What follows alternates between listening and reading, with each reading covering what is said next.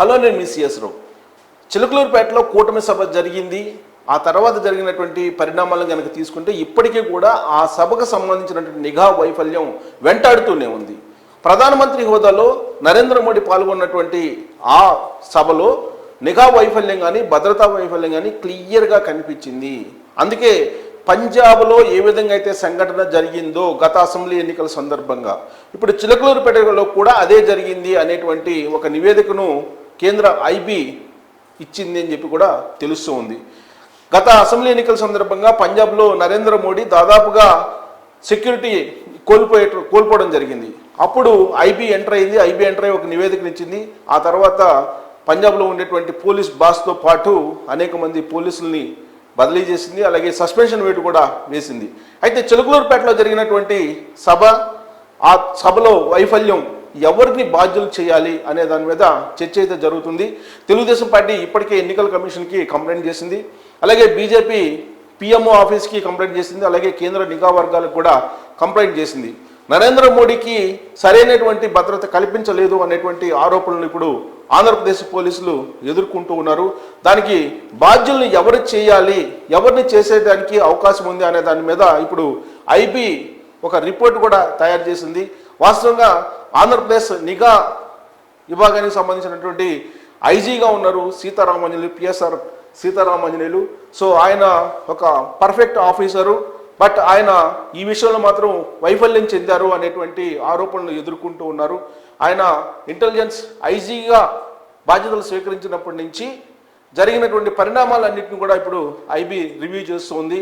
Chandrababu Naidu arrest సందర్భంగా ఆయన ఏ విధంగా చేశారు, ఆ తర్వాత ఆంధ్రప్రదేశ్ రాష్ట్రానికి నిఘా అంశాలకు సంబంధించి ఏ విధంగా వ్యవహరించారు అనే దాని మీద కూడా రివ్యూ చేస్తుంది. ఇక గుంటూరు రేంజ్ డిఐజీగా ఉన్నటువంటి పాలరాజు, ఆయన ఏ విధంగా సెక్యూరిటీ పర్యవేక్షణ చేశారు అనే దాని మీద కూడా అధ్యయనం చేస్తుంది.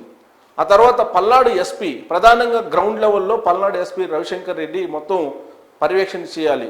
గ్రౌండ్లో ఏం జరుగుతుంది, వాస్తవంగా ముందు రోజు ఏ విధంగా అయితే సెక్యూరిటీని ఏర్పాటు చేసామో అదేవిధంగా సెక్యూరిటీ ఉందా లేదా, వీటన్నిటినీ గ్రౌండ్లో పర్యవేక్షించాల్సినటువంటి బాధ్యత ఎస్పీ రవిశంకర్ రెడ్డిది. కానీ ఆయన విధుల్లో చురుగ్గా లేరు అనేటువంటి అపవాదం ఎదుర్కొంటూ ఉన్నారు. ఆ మేరకు బీజేపీ, తెలుగుదేశం పార్టీ, జనసేన నుంచి కంప్లైంట్స్ కూడా కేంద్రానికి వెళ్ళాయి.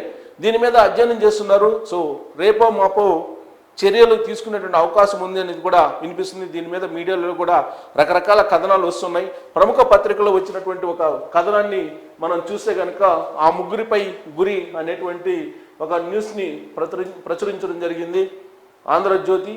సో నిఘా డిఐజీ పల్నాడు ఎస్పీలపై చర్యలు అనేటువంటి క్యాప్షన్ తోటి ఈ మొత్తం న్యూస్ రాయడం జరిగింది. ప్రధాని పాల్గొన్న సభపై ఉద్దేశపూర్వక నిర్లక్ష్యం, వివిఐపీల భద్రతకు చర్యలు తీసుకోలేదు, పల్నాడు పోలీసులపై ఈసీకి ఫిర్యాదు, భద్రతా వైఫల్యంపై కేంద్రానికి ఐబీ నివేదిక, లోపాలను ఎస్బీజీ వేలెత్తి చూపినా పట్టించుకొని పోలీసు అధికారులు, సభకు జనం రాకుండా అడ్డుకున్నటువంటి వైనం, విఫలమంటూ రోత మీడియాలో కథనాలు, ఢిల్లీ పెద్దలకు బీజేపీ నేతల రిపోర్ట్. సో చిలకలూరుపేట సభ జరిగింది. ఆ సభలో వాస్తవంగా వైఫల్యం చెందింది అని చెప్పి ఎస్బీజీ చెప్తుంది. ఎస్పీజీ ప్రొటెక్షన్ ఇద్దరికి ఉంది. అక్కడ చంద్రబాబు నాయుడుకి ఎస్పీజీ ప్రొటెక్షన్ ఉంది, అలాగే ప్రధానమంత్రి నరేంద్ర మోడీకి కూడా ఎస్పీజీ ప్రొటెక్షన్ ఉంది.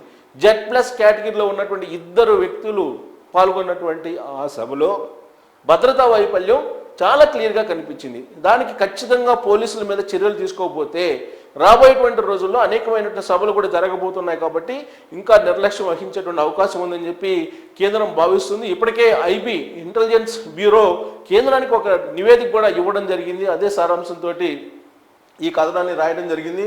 సో పల్నాడు జిల్లా చిలకలూరుపేట వద్ద ప్రధాని మోదీ పాల్గొన్న ప్రజాగల సభలో భద్రతను పట్టించుకొని ముగ్గురు ఐపీఎస్ అధికారులపైన చర్యలు తక్కువ, వివిఐపీల సెక్యూరిటీ కోసం తీసుకోవాల్సిన చర్యలు తీసుకోలేదా, వివిఐపీ గ్యాలరీలోకి కొందరు చొచ్చుకొని వచ్చిన ఉద్దేశపూర్వకంగానే పోలీసులు నిర్లక్ష్యంగా వ్యవహరించారా, కేంద్ర నిఘా వర్గాల నివేదిక ఏం చెప్పింది.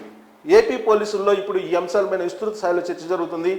ప్రధానికి భద్రత కల్పించేటువంటి స్పెషల్ ప్రొటెక్షన్ గ్రూప్ అధికారులు చేసినటువంటి సూచనలను అధికారులు పెడజేవన పెట్టారని కేంద్ర హోంశాఖకు చెందిన ఇంటెలిజెన్స్ బ్యూరో నివేదిక ఇచ్చింది.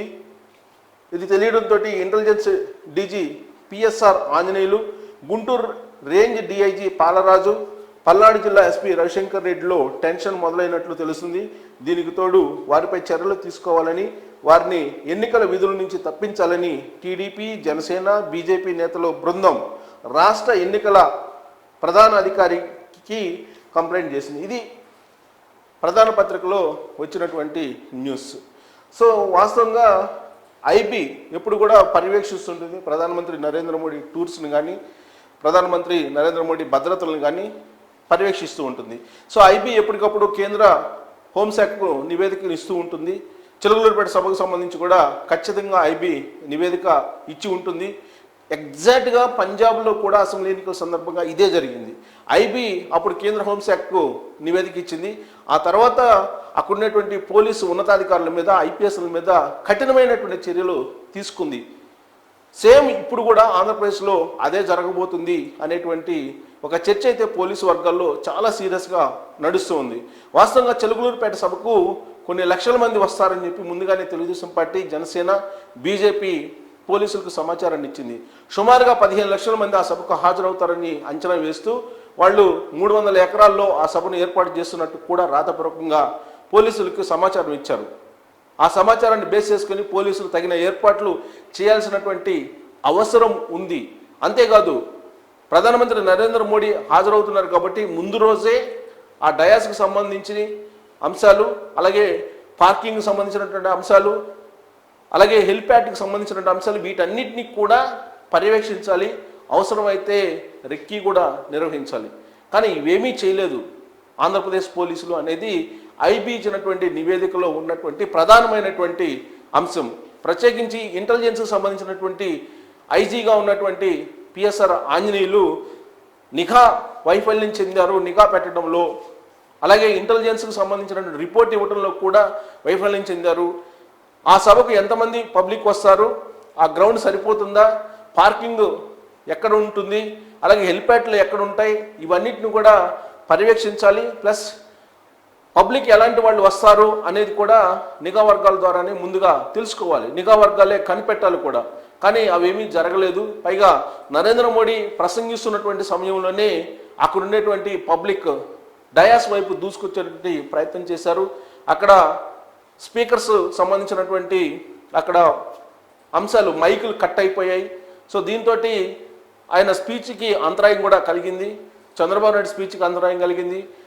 అలాగే పవన్ కళ్యాణ్ స్పీచ్ కూడా అంతరాయం కలిగింది. ఇదంతా కూడా నిఘా వైఫల్యం అని చెప్పి ఇంటెలిజెన్స్ బ్యూరో భావిస్తుంది. ఆ మేరకు కేంద్ర నిఘా వర్గాలకి అలాగే కేంద్ర హోంశాఖ కూడా రిపోర్ట్ చేసినట్టు తెలుస్తుంది. అదే ఇప్పుడు హాట్ టాపిక్గా మారింది ఆంధ్రప్రదేశ్ ఎన్నికల సందర్భంగా. ప్రస్తుతం అయితే ఎన్నికల కోడ్ కొనసాగుతూ ఉంది.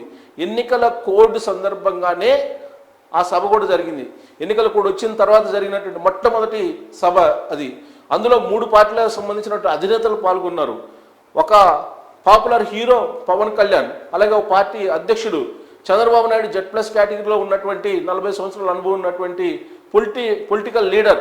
ఇక నరేంద్ర మోడీ, ఆయనకి భద్రత హైగా ఉండాలి అనేది గత కొంతకాలంగా కూడా కేంద్ర హోంశాఖ చెప్తూ ఉంది. అయినప్పటికీ ఎక్కడ కూడా ఆంధ్రప్రదేశ్ ప్రజలు, ఆంధ్రప్రదేశ్ పోలీసులు దానికి సంబంధించినటువంటి భద్రతా చర్యలు తీసుకోలేదు అనేది అక్కడ వినిపిస్తూ ఉంది. చాలా క్లియర్ కట్గా భద్రతా వైఫల్యం కనిపిస్తుంది అనేది నరేంద్ర మోడీయే గ్రహించారు. ఒకనొక సమయంలో నరేంద్ర మోడీ జోక్యం చేసుకొని అక్కడ విద్యుత్ పోల్స్ మీద ఉన్నటువంటి ప్రజలను దింపేటువంటి ప్రయత్నం చేశారు అని అంటే పోలీసుల వైఫల్యం ఏ స్థాయిలో ఉంది అనేది వేరే చెప్పనవసరం లేదు. అక్కడ పోలీసులు ప్రజల్ని అదుపు చేసేటువంటి ప్రయత్నం చేయలేదు.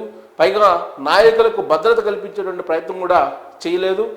ఆ సభకు సంబంధించినటువంటి మొత్తం రూట్ మ్యాప్ కానీ, బ్లూ ప్రింట్ కానీ, దాని మీద సమీక్షించడం కానీ ఏమీ జరగలేదు అనేది ఐబీ ఇచ్చినటువంటి రిపోర్ట్లో ఉన్నటువంటి ప్రధాన అంశంగా ఉంది. దాంతో ఇప్పుడు ప్రధానంగా 3 ఆఫీసర్లని బాధ్యులుగా చేసేటువంటి అవకాశం ఉందని చెప్పి ఇప్పుడు కేంద్ర నిఘా వర్గాల నుంచి అలాగే ఢిల్లీ నుంచి అందుతున్నటువంటి సమాచారం.